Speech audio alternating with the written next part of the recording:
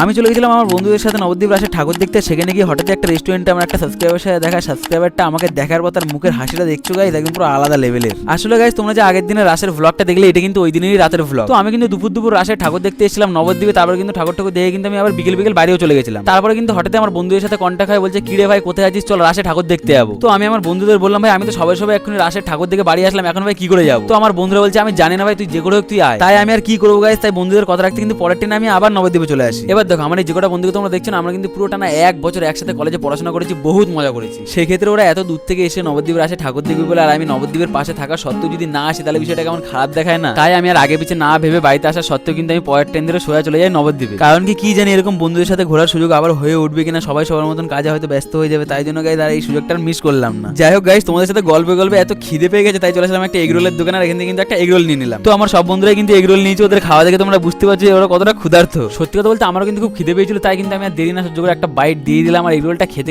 আমি হঠাৎই চোখে পড়ে যে একজন আমার ভিডিও দেখছে। তারপর সে যখন ফোনে আমাকে দেখার পর হঠাৎই আমাকে সামনাসামনি দেখে, তারপর ওর মুখের হাসিটা তোমরা দেখছো গাইস, পুরো একদম আলাদা লেভেলের। এগরোলটা খাওয়ার পর গাইস এতটা ঝাল লেগে গেছিল কি বলবো, তাই জন্য কিন্তু একটা কটন ক্যান্ডি নিয়ে নিয়েছিলাম। আর কটন ক্যান্ডিটা নেওয়ার পর আমার বন্ধু কিভাবে খাচ্ছে তোমরা শুধু একবার দেখো। এই কটন ক্যান্ডি কার কার খেতে ভালো লাগে আমাকে কিন্তু একটু কমেন্টে জানিও। আর হ্যাঁ আমার আগের ভিডিওতে কমেন্ট করেছে সৌভিক 0508 বলছে আমার নামটা নিও, আমি ভান্ডারটিগুড়ি থেকে বলছি। আর সেকেন্ড যে কমেন্ট করেছে সেও কিন্তু আমার একটা কিউট সাবস্ক্রাইবার, তার নাম হলো ত্রিশিতা 1534। তো তোমাদের দুজনকে অনেক ধন্যবাদ আমার ভিডিওতে এসে কমেন্ট করার জন্য। আর তোমরা যদি চাও তোমাদের নামও আমি আমার ভিডিওতে নিই তাহলে কিন্তু অবশ্যই কমেন্ট সেকশনে জানিয়ে যাবে। সে যাই হোক তারপরে কিন্তু আশেপাশের আর একটা ঠাকুর দর্শন করে, আর স্পেশালি মা মুক্তেশ্বরী মায়ের দর্শন নিয়ে বন্ধু বান্ধব একটু ডান্স দেখে এখন কিন্তু চলে যাবো বাড়ির দিকে। বাই দ্য ওয়ে গাইস আজকের এই ছোট্ট মিনি ভ্লগটা তোমাদের কেমন লাগলো, ভিডিওটা যদি ভালো লাগে তাহলে অবশ্যই একটা like comment share and subscribe করে দিতে। চলো দেখা যাচ্ছে নতুন কোনো একটা ইন্টারেস্টিং ভ্লগিং ভিডিওর সাথে, ততক্ষণের জন্য বাই।